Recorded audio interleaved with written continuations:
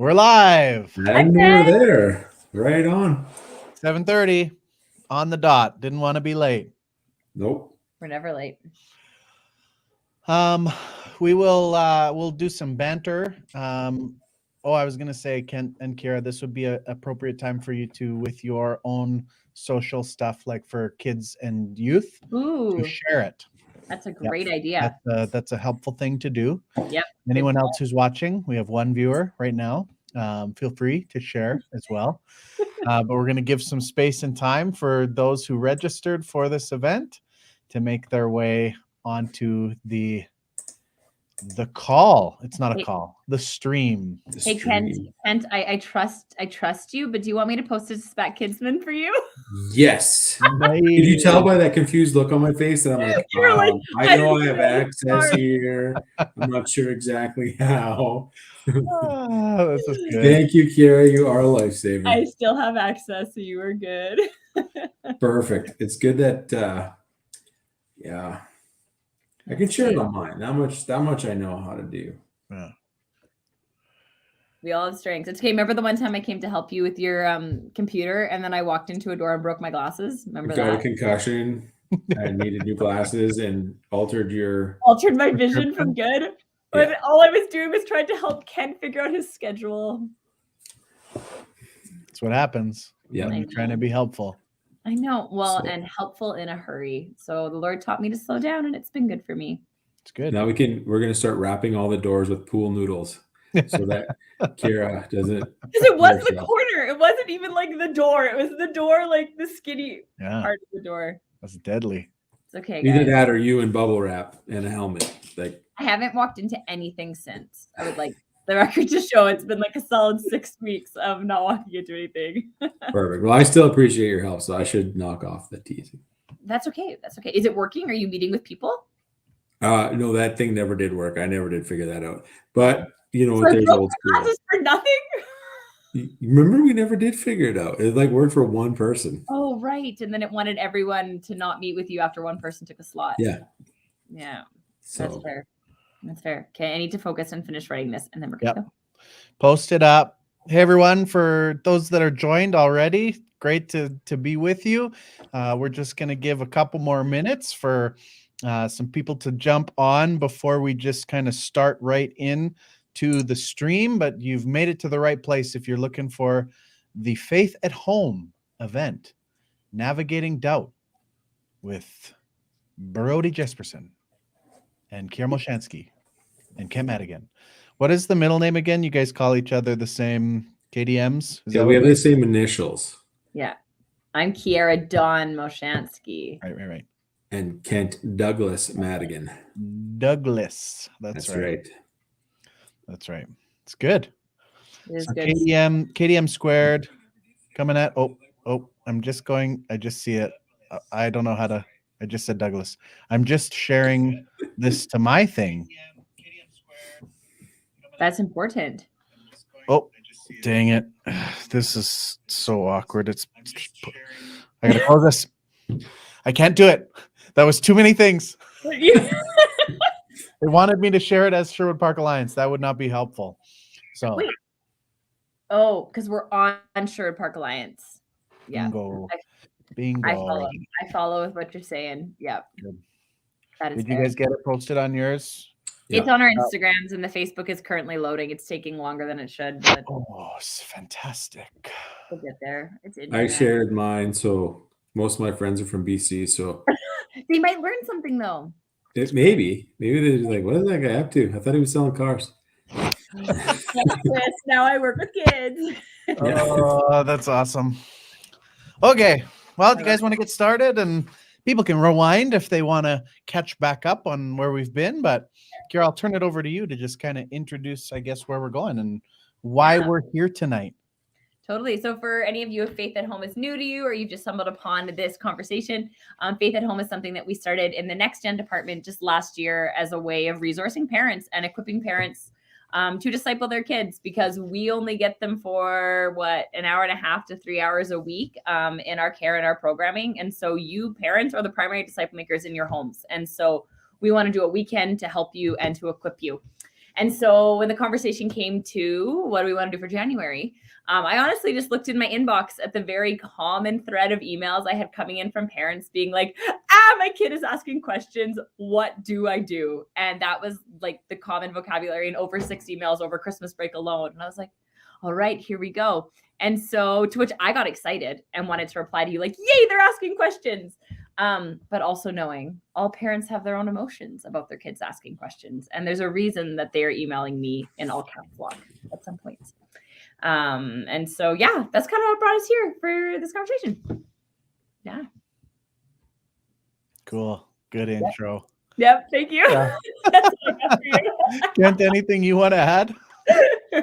I'm kind of along for the ride. Like the kids in my program don't email as kids, and I'm new enough that parents, I don't have the rapport yet.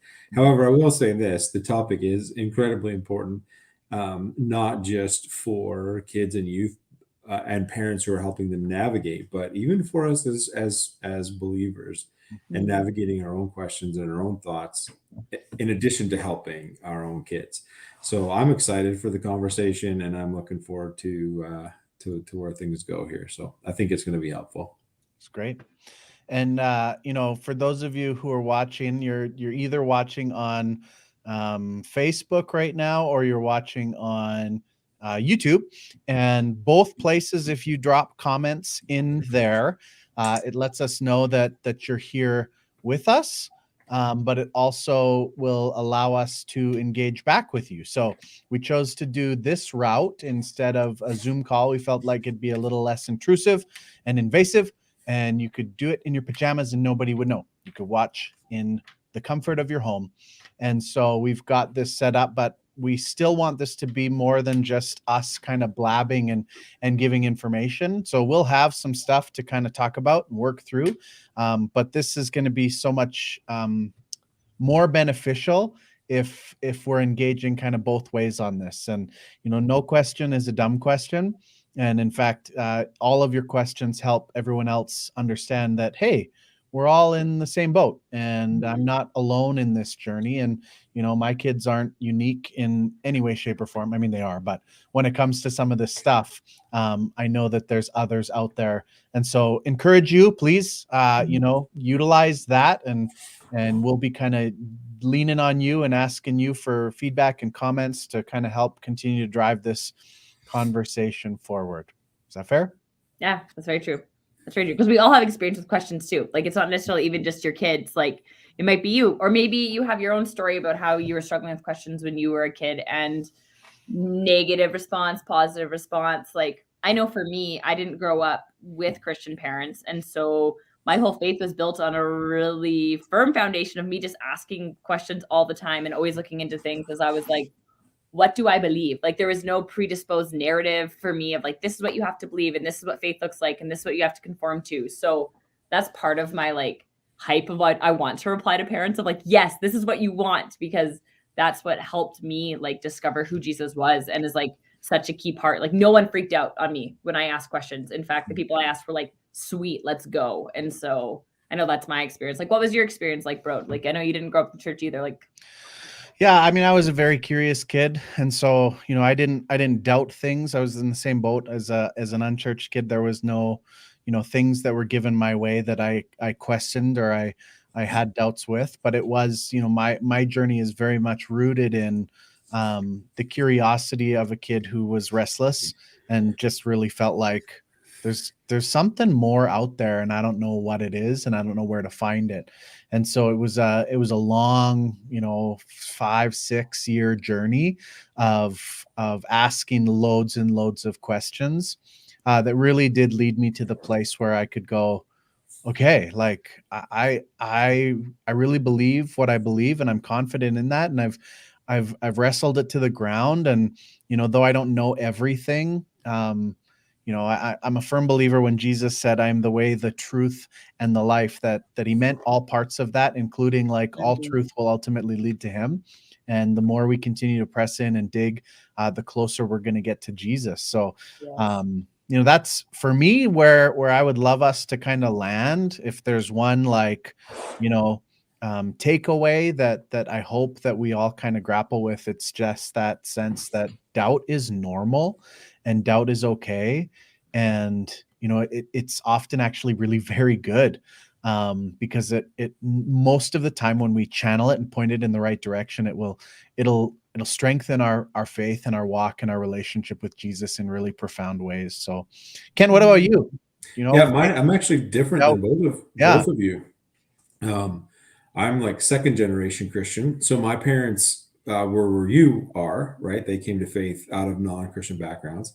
And then I had the privilege of being raised in the church from the time I like forever. Yeah. And so for me, it was a bit of a different journey because I just kind of accepted it like as a kid. At 10 years old, I was asking questions like, what about all of this? And is this true? And, like you told me Santa Claus and the Easter Bunny were a thing and they're not a thing. So how does Jesus fit in? And so I was starting to kind of figure some of that out. But at that point, I was still okay with the answers my parents gave me. Like I was like, okay, yeah, I can actually deal with the fact that Santa Claus isn't a thing and Jesus is a thing. Like that wasn't a super big jump for me. So for me, it wasn't until I was in my third year at Bible school. I'd already committed to being a pastor. I felt called to ministry. And I'm in my third year. And the facts of life that I was facing weren't measuring up to what my faith was saying it should. My mom was really sick, and there was just a lot of things that were going on kind of at that time. And so thankfully for me, as I started to ask the questions and pursue, I was in a place where questions were supposed to be asked and there was good people to give answer to. And in addition, there was resources because part of me was like, I grew up in this thing and is this just a cultural thing? And, I was asking the questions like, had I been born in Saudi Arabia? I was asking questions like, what a Mormon or not a Mormon, a Muslim. And so I could explore that. I could explore Islam. I could explore Mormonism. I could explore hedonism. I could explore all of those things until I got to the place you got, which was when I get down to the bedrock of truth, I find Jesus, and he's the only one that's satisfying anything I have. And so while there was kind of a doubt and tearing things apart, I had started in a foundation that led me into the questions and back to Jesus. So that was kind of my experience, which would be different than yours. And I would say set the tone for a lot of questions I've had in my life since. So it was a good pattern. It's great. I'd encourage you, I'll continue to do this. Those who are watching, if there's things that you want to drop in, little snippets of your own journey personally with doubt, that would be great. It'd be great for others to see that. That'd be an encouragement as we kind of move through this. So. Yeah, totally.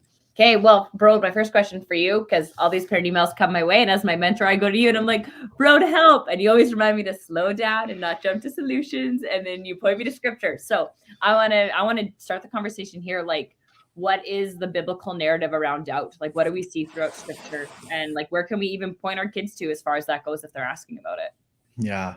One of the things that's really jumped off the page to me recently in just my own reading and my own study is, the way that the word trust is synonymous with faith. There, you can literally take any point where you have the word faith, you can remove it, you can put the word trust in. So, trust is kind of the central part of all this. It's not, I know this with absolute certainty. It's, I'll trust this because I know who Jesus is and I know who God is and I believe he's good.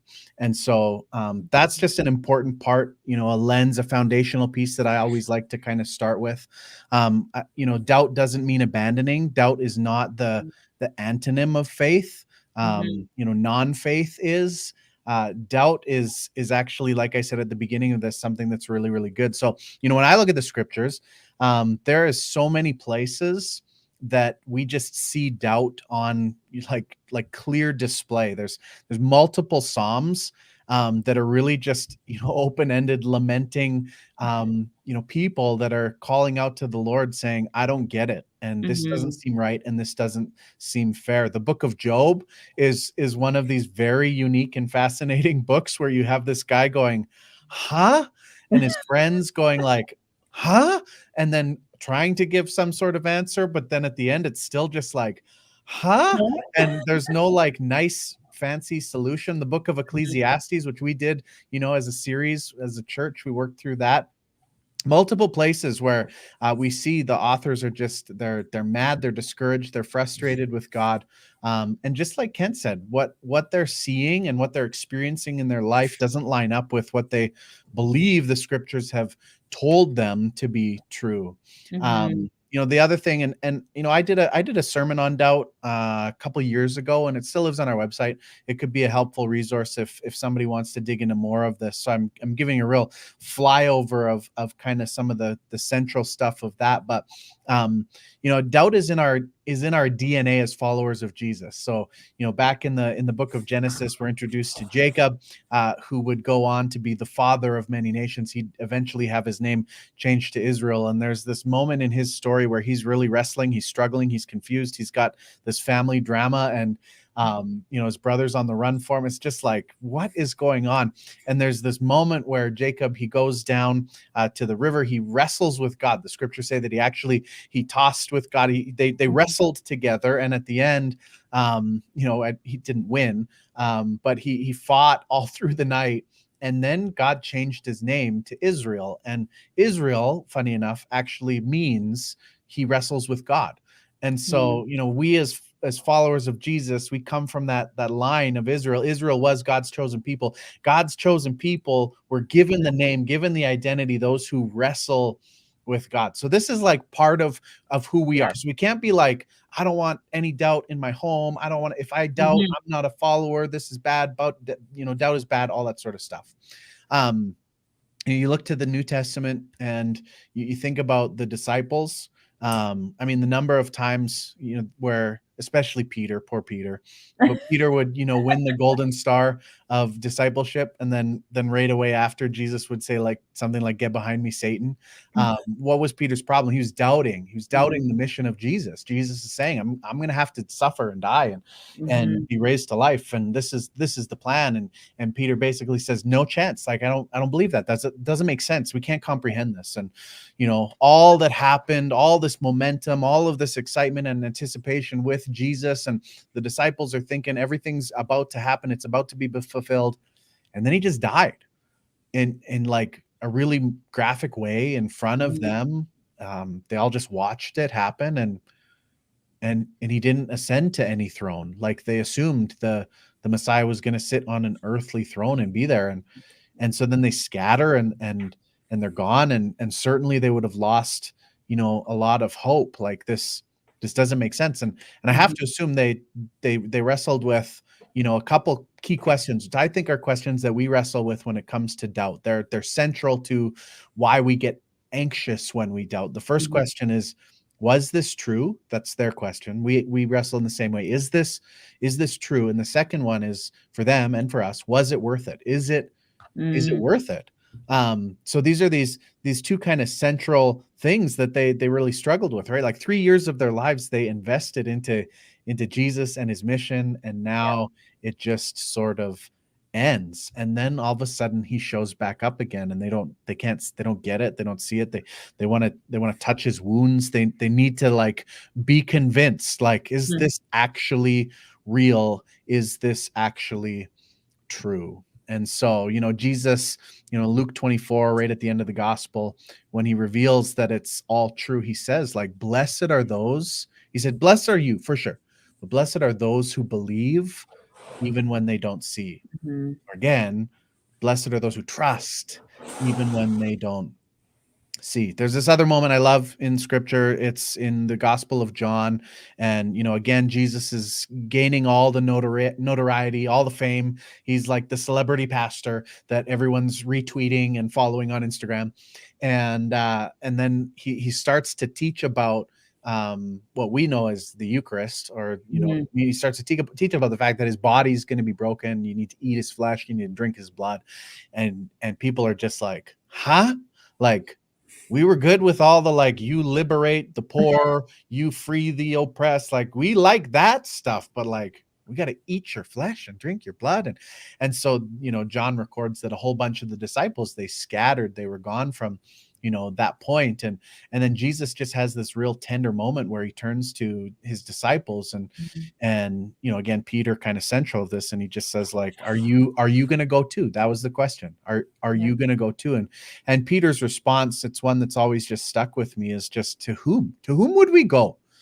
Where else are we going to go, Jesus? Like, sure, we could go, but there's nowhere else that holds for us the keys to the kingdom of God. So where else are we going to go? And for me, that's, the kind of crux that it really comes down to. And we'll talk about this as we flesh out some of the real practical things. But, if I say no to Jesus, what am I actually saying no to? Like, what is the full extent that no really means? Like, and weighing that out, to whom would we go? Where else are we going to go? So those are the two things that kind of come to mind, kind of foundationally, that kind of boil down to, we wrestle with, is it true, and is it worth it?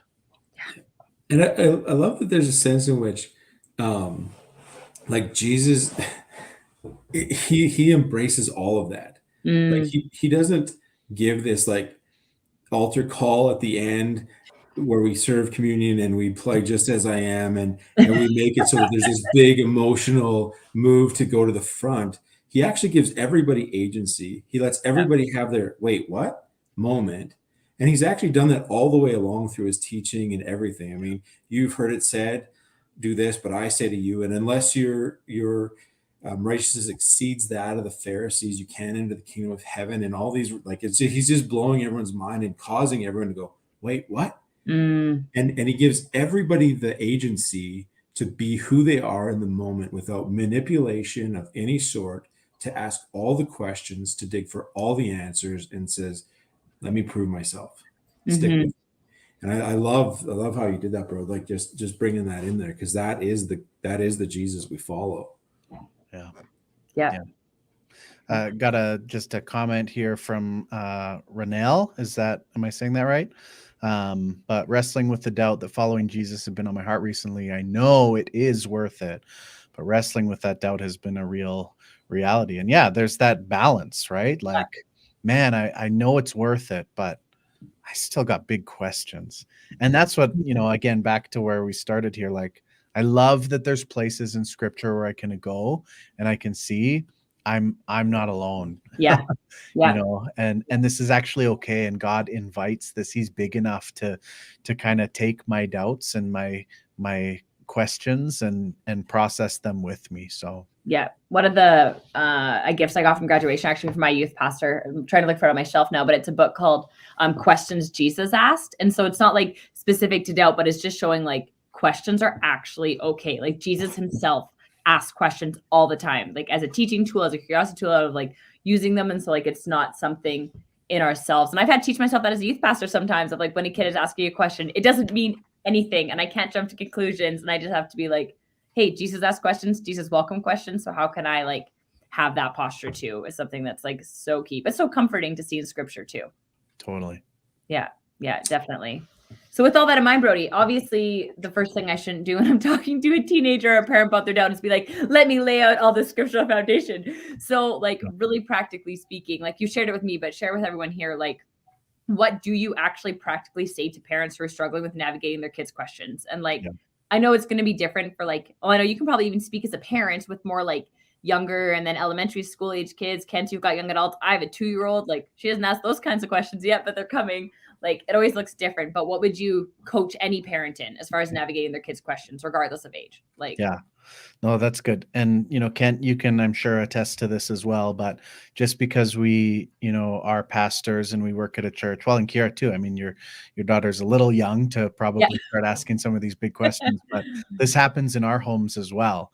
It's not just a default that they just go, oh, I have crystal clarity on all things because mom or dad is a pastor of a church. And, I remember, and I think I shared this story in my sermon there on doubt, but I remember sitting up in the top bunk with my oldest son, Judah, and, we'd been praying for a breakthrough on something for a really long time and it just wasn't happening.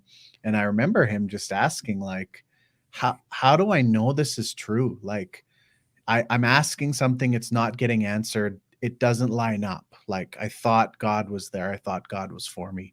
And so, this is something that we have to walk through as well. We don't just, have the privilege of doing this for everyone else. This happens in our homes as well. But, I just some real practical things, and we'll kind of work through these and kind of banter about them a little bit. Yeah. And then, if there's questions and that sort of stuff. But the first thing for me, that I just let, parents know is no question is too big, and there's no limits to the types of questions that our kids want to ask. So again, like we said, foundational doubt can be really good. Doubt is often very good, and it often leads to a deeper walk and relationship with the Lord. And so no question is too big. And then I also remind parents, like, hey, make sure that you tell your face that too. Because one of the challenges when our kids come with a real doozy is, parents, we can just kind of go, right? And immediately it communicates to our They pick up kids, on like, it. oh, Yep. I shouldn't have said that, right? Like, there's a boundary that I've crossed. Obviously, I shouldn't have said that. So key in this and so many other things when we're navigating faith stuff with our kids is don't close the door to communication. Whatever you can do, start with celebrating the fact that your kids are asking the questions that they're asking. Like, affirm them, let them know, like, that's a great question. And I'm so glad that you want to come and ask me that question. You're comfortable in doing so. Like, let's talk about this. Help your kids in this as well. See that doubt is normal, and oftentimes it's really, really good. So that's the first one. Any thoughts on that?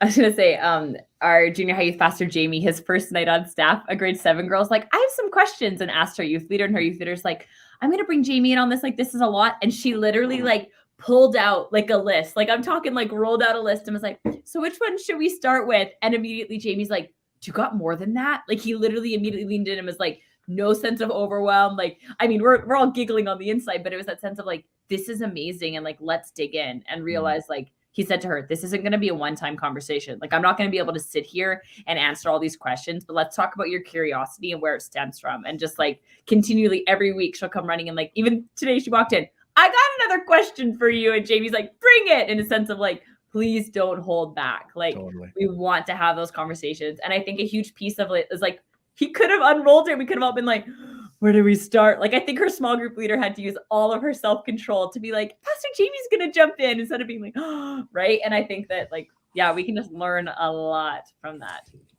Yeah. And sometimes there's an issue beneath the issue too. Like, and that's where when our kids start asking us questions, it's good for us to start asking some questions back. Because sometimes there's something going on in life that they're wrestling with, and they're not exactly sure how God fits, and so they're doing that. And so sometimes the questions help you unearth the issue beneath the issue, and the doubt. And then you get the opportunity just to foster that place where you can wrestle, because every part of my faith that has gone from an intellectual assent to a reality that I actually embrace has gone with wrestle. And if you can help your kids do that and identify the issue beneath the issue, sometimes you really have a great launching point for them as well. Yeah, I was reading through a book we'll recommend at the end, but Sticky Faith. There's a youth version. I actually was skimming the family version this weekend to try and see what it would be like. And there was a section about the fact that like, doubt by itself isn't toxic, and parents come into it thinking like, questions are toxic. It can become toxic though when it's unexpressed. And so they were like encouraging, like, create an environment where you can have those conversations, you can ask those questions, because by actually giving our kids permission to have independent thought, they're going to grow stronger in their faith, and it's going to stick. It's the whole theory of these books, right? So like, invite that, because you won't always be there to answer their questions, right? So, I mean, that's a great segue into kind of the next, idea or thought is, For sure, yeah. Encourage, make sure that they know you're safe to come to and ask these questions with.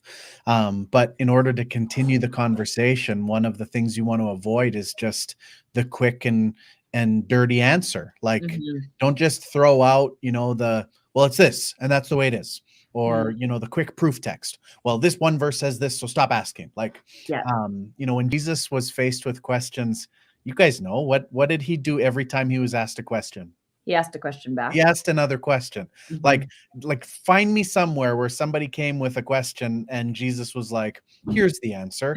It like 99% of the time was, well, what do you think? Like, Mhm. how about this? And what does this mean? And what about this? And so allow your kids to press in, encourage them to keep thinking, to keep digging in. Some simple ones, really simple ones. So if your kid comes and they're saying, why would God do this? A real simple question to throw back would be, well, if you were God and you were in control, what do you think you would do different?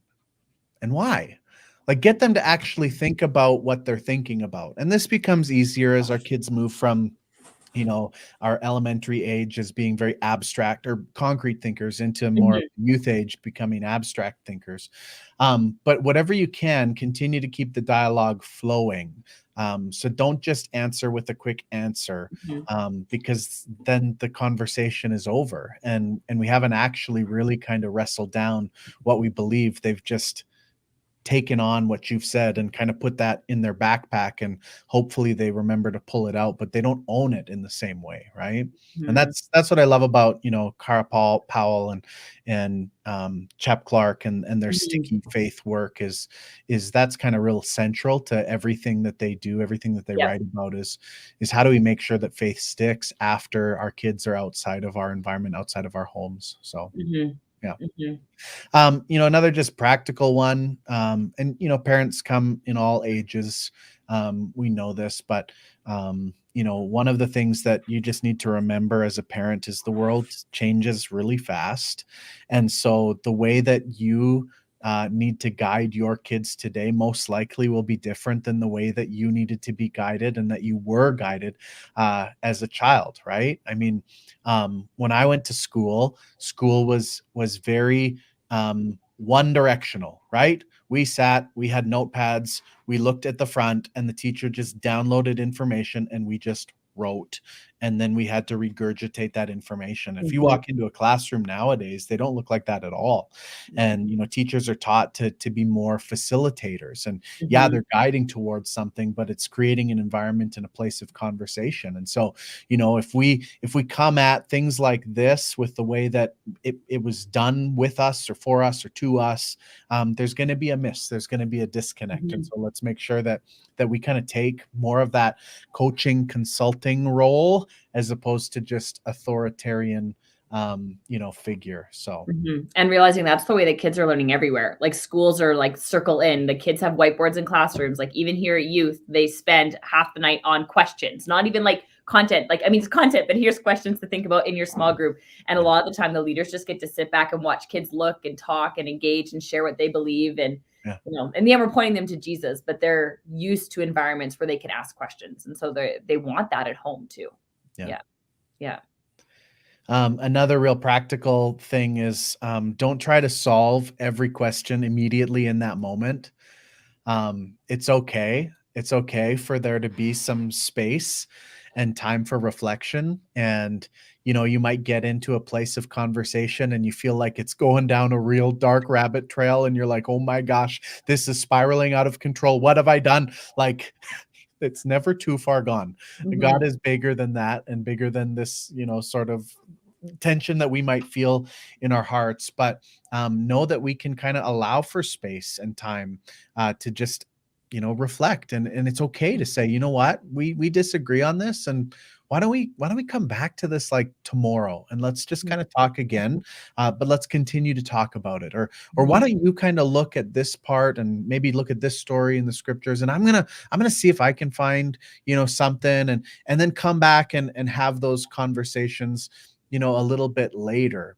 Again, like oftentimes what happens is when parents are faced with their child's doubts, the experience for the parent is kind of a spike of fear and anxiety, which when we feel that way, at least myself, and maybe you guys are just way better parents, but when we feel that way, it often reflects back to our kids as controlling and smothering. Like we want to do whatever we can to be like, no, don't touch that, don't be there, like, and so we just kind of hover and stop, push it down.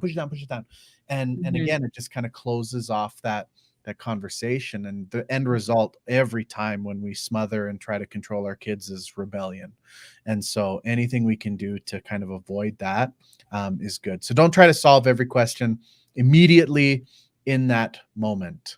Yeah. And leading from that, because here's one thing I know that some of our parents are wrestling with, and Kira, you unintentionally might have even caused this, and this isn't a bad thing, but what happens is it's that mindset of, so I just need to send my kid to youth then, because Jamie has the answers, because I can't as a parent. And I know that's not what you're doing at all, and I'm just teasing you. But one of the things that's just entirely appropriate and okay is to tell your kids, I don't know. That's a great question, and I don't have an answer for it. But we want to make sure that they know that answers are available. And maybe one place for the answers is Jamie, and send the kid. But as a parent, I would hope that parent would go, hey, talk to me about what Pastor Jamie said tonight. I'd love to hear about it. Right? When I started in youth ministry, we used to teach our leaders. Now this was like early 2000s. So the internet was sort of around, but not really. Not like this available. Totally. And so we used to teach our leaders, because always this would come up. Kids would be in, their small group time or whatever, and all of a sudden these big scary questions would come, and our leaders would freeze and panic and be like, oh my gosh, what do I do? And we would just teach them a very appropriate response when you don't know the answer to someone, or you don't know how to guide the conversation, is to say, I don't know. Why don't you give me a week, and I'm going to do some research. I'm going to talk to Pastor Brody. I'm going to do some reading in the scriptures. I'm going to go to my encyclopedias, all that sort of stuff. And then when you come back to youth next week, I'll have an answer, or hopefully have formulated something that we can kind of guide this to. Now, like, we can't teach youth leaders that anymore, right? Like, I'm impressed that girl had like a list of questions, because at least for my kids nowadays, like if my kids are like, hey dad, what is this? And I'm like, I don't know. They're like, ask Siri. Siri knows. Like, we can get information immediately. It's at our fingertips. And so one of the things that's just really helpful in all of this is, as a parent, show your kids how to access information. Show them that it's appropriate to go and talk to the youth pastor. Show them that you guys can open up your Bible and maybe go to the very end of the Bible where you have your words, your key words, and your concordance there, and you can kind of pull out things that drive you into scriptures and kind of dig in. Show them how to use this sort of thing. Show them that, like, the internet is an appropriate place. Like, if you were to ask that question on Google, you'll get some stuff that's not helpful at all, but you'll get some stuff that is helpful and will point you in a direction. Show them that there are places and ways that you can actually find answers to these things. So key in that is just don't be lazy in your doubt. There's thousands of teachers and preachers and authors who've thought long and hard about all of the things that we might have that raise doubt in and around us. And so, dig in, press in, and show them, go with them, go alongside of them as you kind of seek to find those answers yourselves. Anything if you are unsure, like, definitely, I mean, praise the Lord, I was able to raise my kids with a village. Like, there are people, because sometimes you can go down the rabbit hole of the internet and go, well, this guy said this and that guy said that, and I don't know which one to think. So to engage with your community of faith and the tradition of faith and wrestle with the question in that context, and show your kids that this is actually a good way to do this.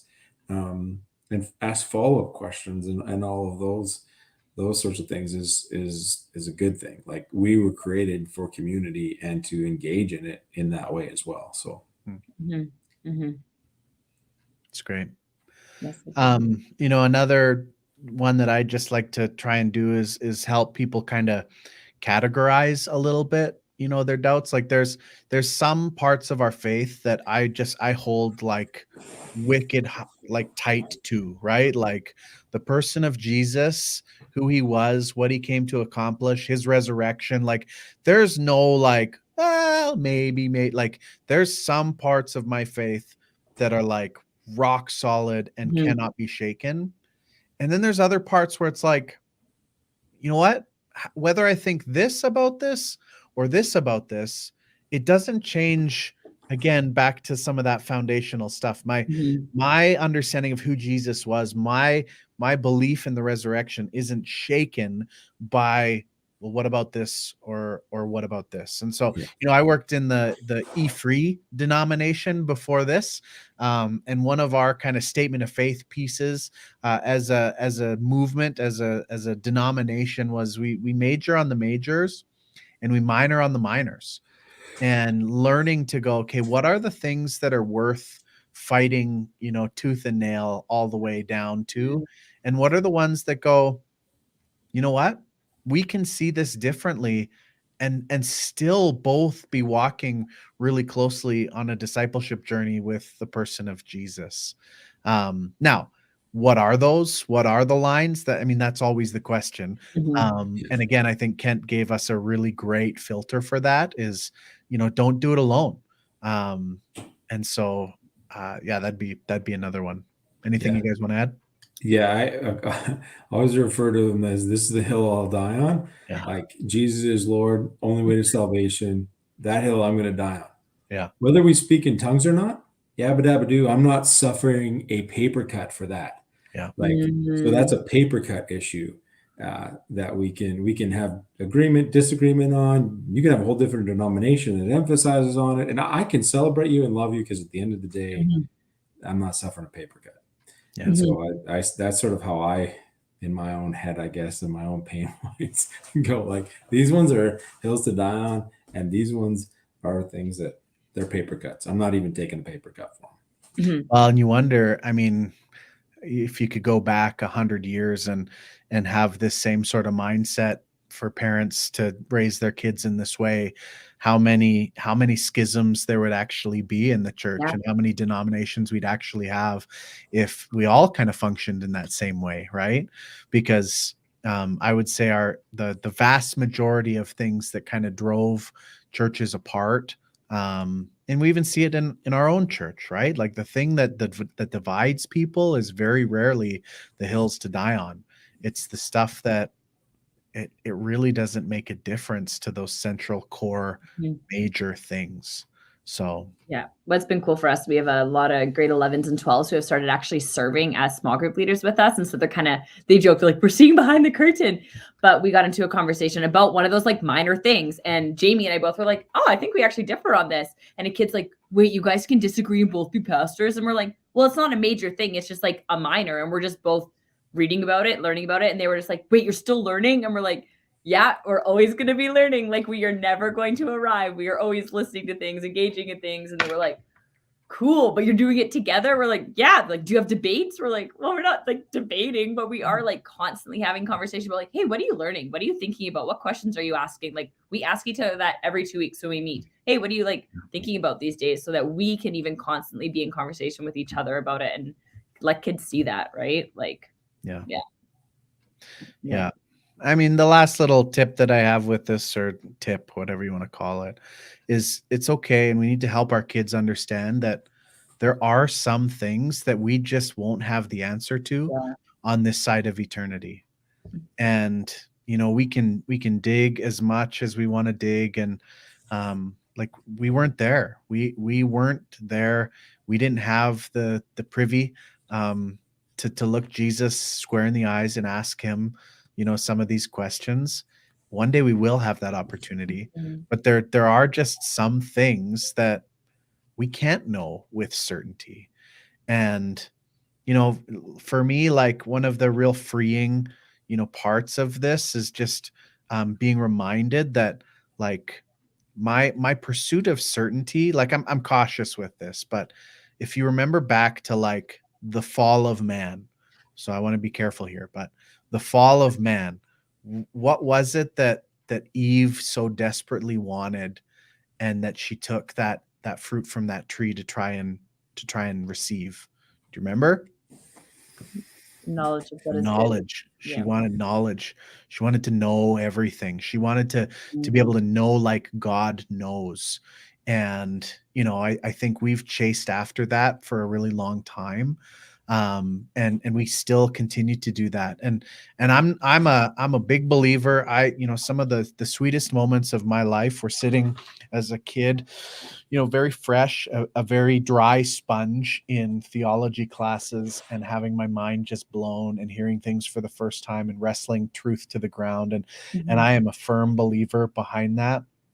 But I got to be careful, because if I ever actually believe that I can get to the point where I know everything for certain, like, what do I need God for at that point? Like, a God that I can know everything about isn't someone who's probably worthy of my worship. And so, for our kids to just know that it's okay.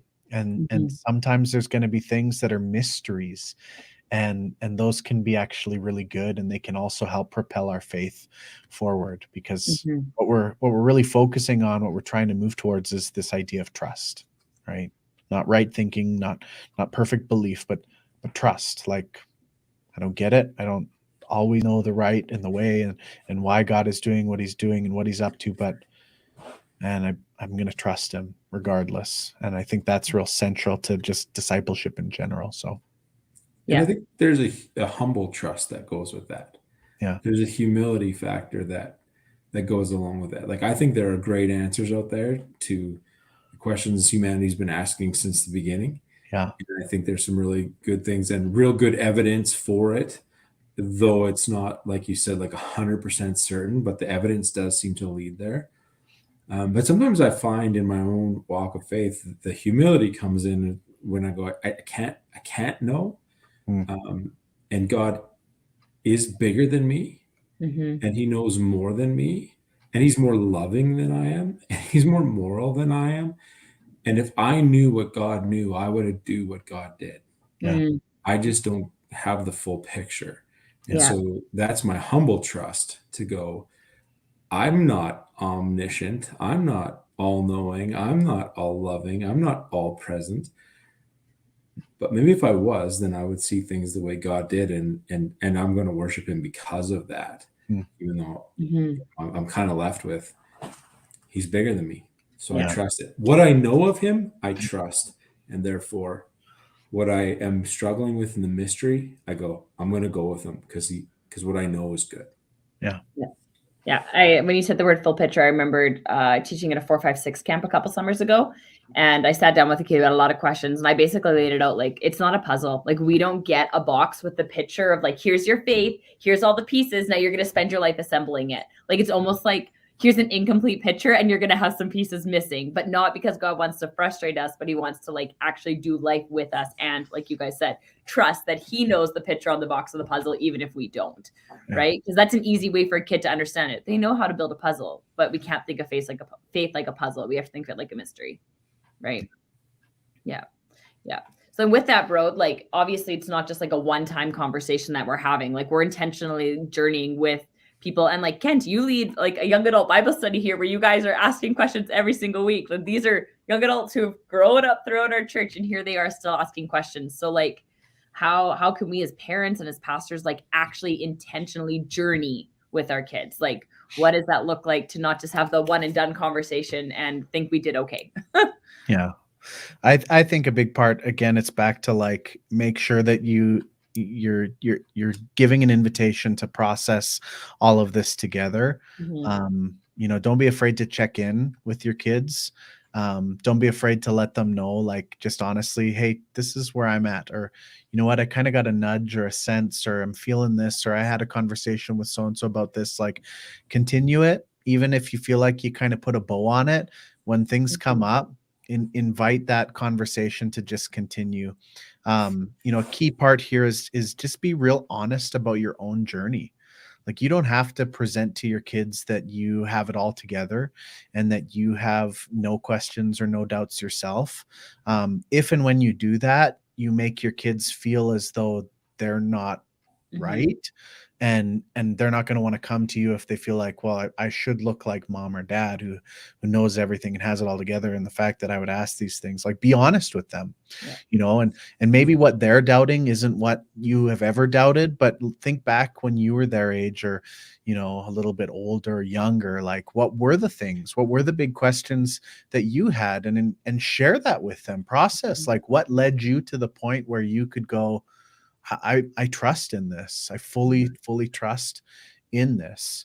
And so, be honest about your own journey. And, the other big thing that's really it's very connected to that is for you to make sure that you're pointing to real life examples of God's work in your everyday life. Like help them see, like, sure, there's going to be some things that are just obscure. Like, what do we do with these, giant sort of demigods that we see in the Old Testament that kind of came down to earth and did some stuff? Like, what is that about? And it's like, I don't know. I'll have to ask someone about that. But if a kid is going, what, this sucks.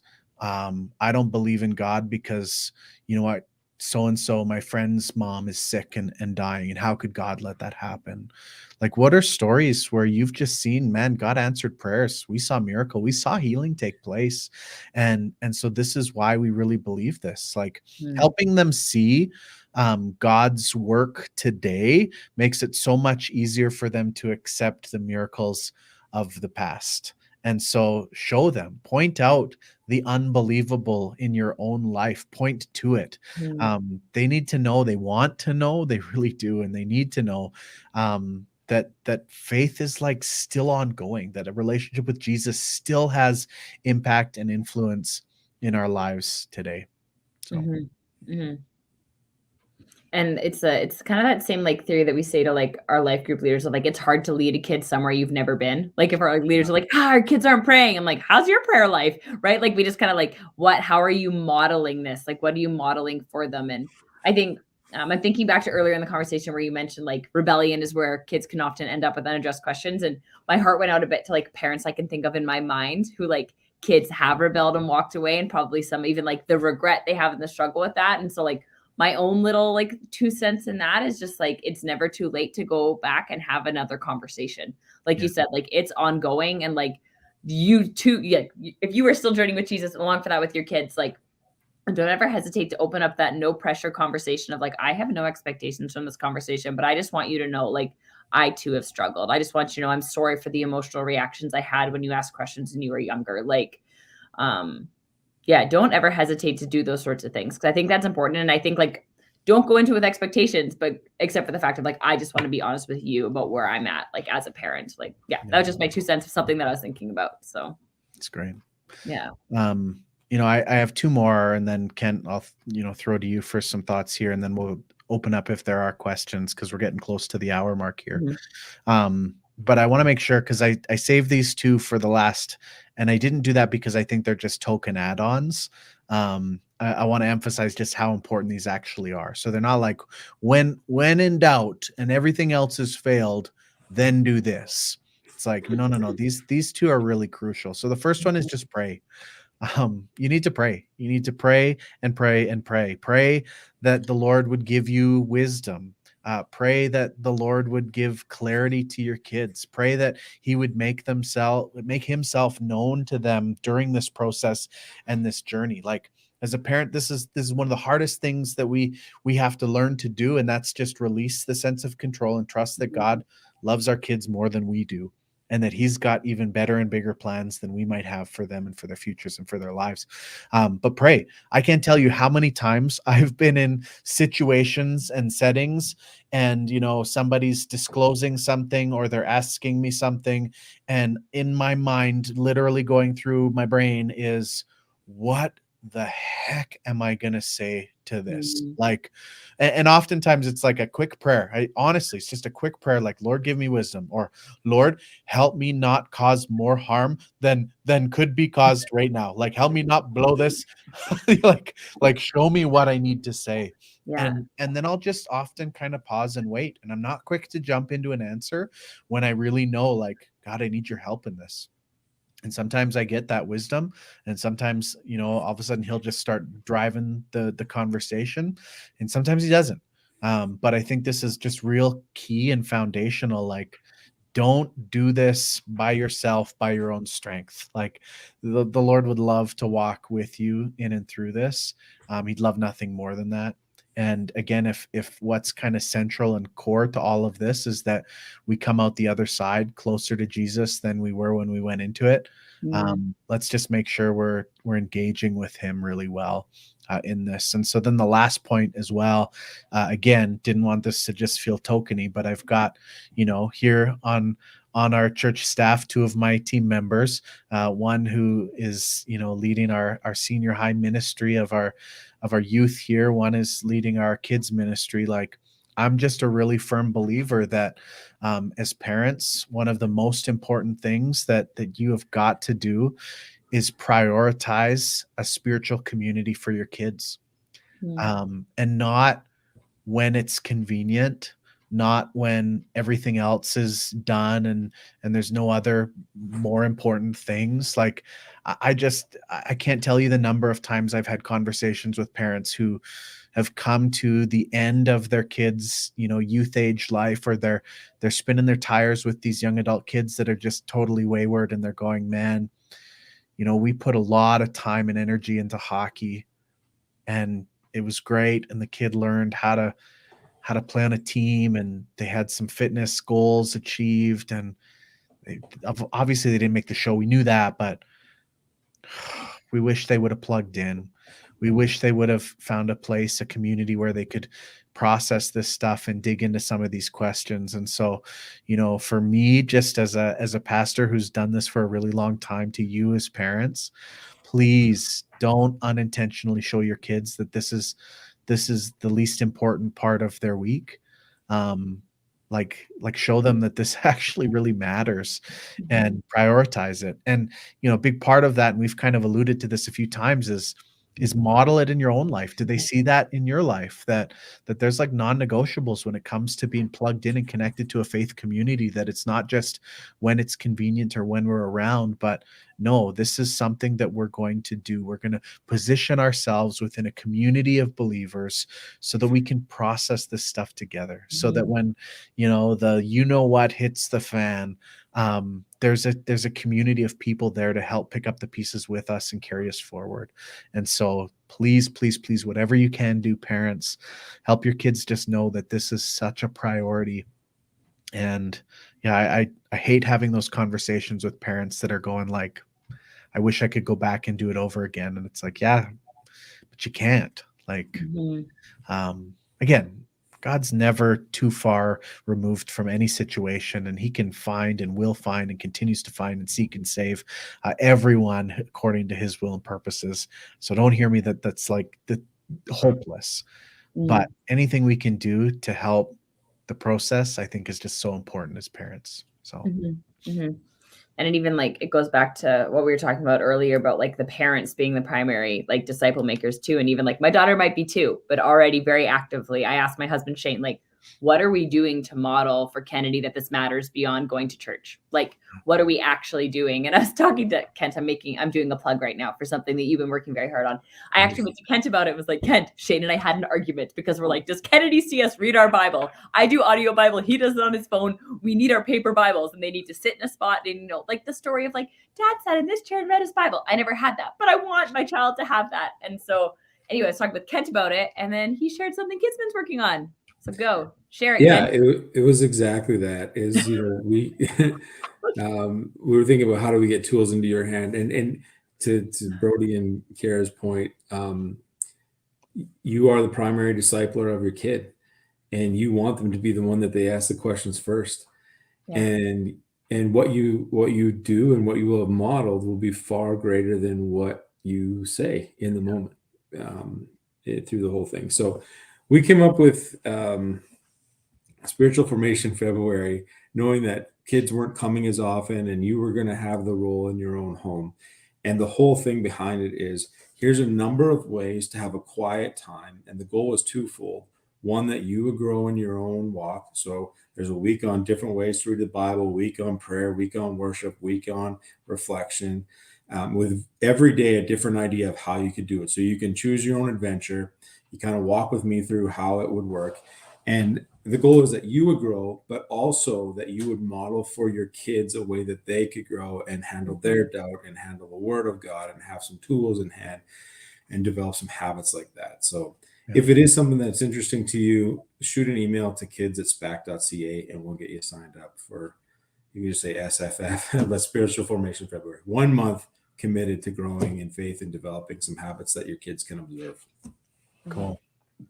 And speaking yes, just I mean, speaking as someone who took a glimpse, I was like, this is incredible, and this is something that I need, and that like I'm excited to do as a family with my husband at home, because it's easy for me to read here. It's easier for us to have our different rhythms, but thinking intentionally about like, what does this say to our family? Like, it matters a lot, and like that's one great resource that we as a church have, but there also is so many good resources out there. And when we were kind of digging through and looking at stuff, I just kept coming back to focusonthefamily.com actually has incredible resources. They have articles that are literally like specific questions. They have an incredible article that I know, Kent, you're really familiar with, about like, how do I navigate my kids' doubt? Like, you literally can go to Focus on the Family, search that, and the article comes up, and it's a really well laid out document. And like, they just have such good resources and conversations there for even beyond this topic. So I really encourage that you take a peek and look there.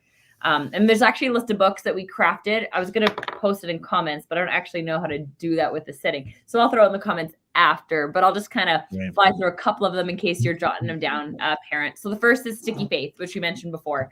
There's Sticky Faith Youth, there's Sticky Faith Family. Look into any of those things. They're incredible resources. And just really tell you, how do I help my faith stick for my kid? And then one that I personally have been reading currently, so I'm only halfway through. So we'll see if the back end of the book matches the front end of the book. But it's called Help My Unbelief, Why Doubt is Not the Enemy to My Faith. And so I actually started reading that this weekend, and I just loved how it's not just answering specific questions each chapter. There's incredible apologetics books for that. I have a couple recommendations, but he just really... they just really break down like, hey, doubt is not like stepping stones away from faith. They're building blocks towards Jesus. And like, as a very visual learner and someone who works with teens, I was like, oh, I actually really like that. And so if you're still a parent who's like, doubt, that book, Help My Unbelief by Barnabas Piper, would be one I'd really recommend as far as reading about like, what does the role of doubt have? And then the last one from me, and then I know that Kent has a couple, is After Doubt by AJ Swoboda. I have not read this book, but Jamie, our junior high pastor, when I asked him about this, he said, this is by far my favorite book that I've ever read when it comes to doubt. And so that's one he recommends. And if you're a podcast person, the same person has a In Faith and Doubt podcast, actually, that I just sat down with Jamie as we were eating supper before youth, and we listened to the episode. And same thing, just really laying out a foundation of like, hey, what's the role of doubt? But also they have so many podcasts on specific questions. Like, we were like, oh, that's spicy. Oh, look at that topic. Oh, this might be good. So if you're a family who listens to podcasts, pop it on at supper as you're like prepping a meal with your kid, or like driving home from like hockey, or like whatever it might be, like throw it on and start a conversation with them. You may not agree with everything they're saying, and you might be like, what are they thinking to this question? Have they even thought about this question? But you're creating an environment where they can think about the question with you. And so those are a couple for me: Sticky Faith, Help My Unbelief, and After Doubt. And Kent, do you have a few more to add to that? Yeah, just a couple. These would be more for parents. Yeah. That wouldn't necessarily, I mean, if your kid's old enough and into it, it would be fine. One would be Tim Keller's The Reason for God. Excellent resource. Really puts the hay where the horse can reach it. So very helpful. Second one would be Confronting Christianity by Rebecca McLaughlin. Fairly recent book. Excellent content. Very helpful. Very easy to grab a hold of. And then a podcast that I didn't put out there, but you just twigged my thinking, was it's called Unbelievable with Justin Brierley. And what he does is he facilitates incredible conversations.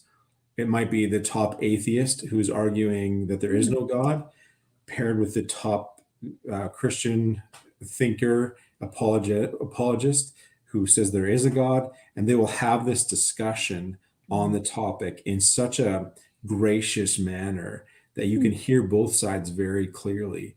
And there's like 700 topics that they cover.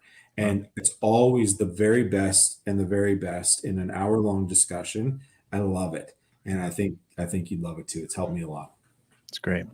So when we're done here and the broadcast is over, Kent and Kiera will just drop those into the comments, and so check that out if you missed some of those, so you don't have to rewind and try to hear those and write them down. Those will lay there. So, okay, friends, we're at the 1 hour. I don't want to go longer if we don't have to, but want to make it available if there's parents out there that have some questions or want to just kind of chime in. Now is the time, and I'll give it a little bit of time because I said this in my office, and then it takes about 20 seconds to hit the interwebs. Yep. So, and as that's right happening, about now, it's hit their brains. Well, as that's happening, I will extend the invitation also. As Kent joked, my inbox doesn't have a lot of emails because I'm kind of new around here.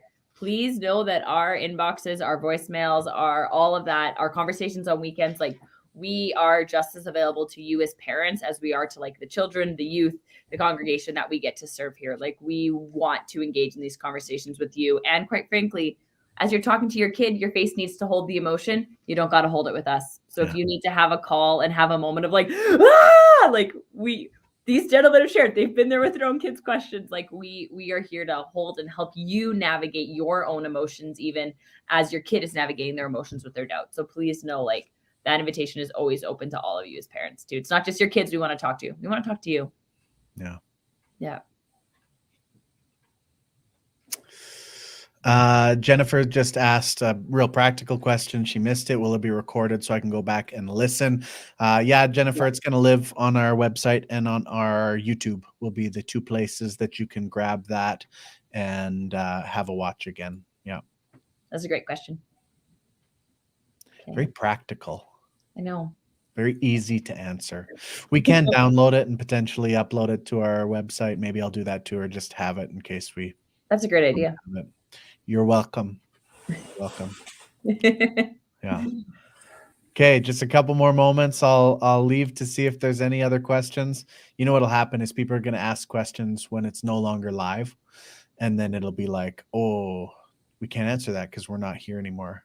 kids@spac.ca is Kent's email, and he'd be happy to navigate any of your deep and dark questions of faith. Just kidding. So do we. But kids@spac.ca is the easiest email to remember. So yeah. Youth@spac.ca is pretty easy too, though. So yeah, but it's one less letter for kids. I'm good. I know how to forward emails. It's no big deal. It's easy. You can forward? Yeah. There's the one technological thing I can handle. So send them away. I'll get them to the right people. That's awesome. So good. Okay. Well, I'm not seeing anything coming in here. So let's finish this up. Thanks everybody for those that hung on with us for this conversation. This was a joy to get to do with you. And as Kiera and Kent both mentioned, like this is who we are as a church, and we are always 100% available to each and every one of you. The most important part of our job is connecting with you and helping you journey this path towards Jesus as individuals, as parents, helping you guide your kids, all that sort of stuff. Like that's what we're here for. We're not here to put on an hour a week on Sunday. Our job is to help you succeed and do whatever we can to make sure that you are in the best place possible and have the best chance possible of encountering the living God. And so we would love to connect with you. And so don't ever hesitate to do just that. So God bless you. Anything you guys want to say? Closing remarks? Yeah, I just say Andrea threw a comment asking if we could send an email. Andrea, what I'll do is I will link this conversation and the relevant resources into our Parent Connect part of our email on Monday for youth. And so youth parents, you can access it there, and maybe Kent can throw the link and his stuff into his next kid's email out to parents as well. But so you will have it there on Monday. This is a tech question. Could we just put it in the comments at the end on Facebook? We'll do that too. I think that too. Yeah. Yeah. Okay. I think so. Yeah. Yep.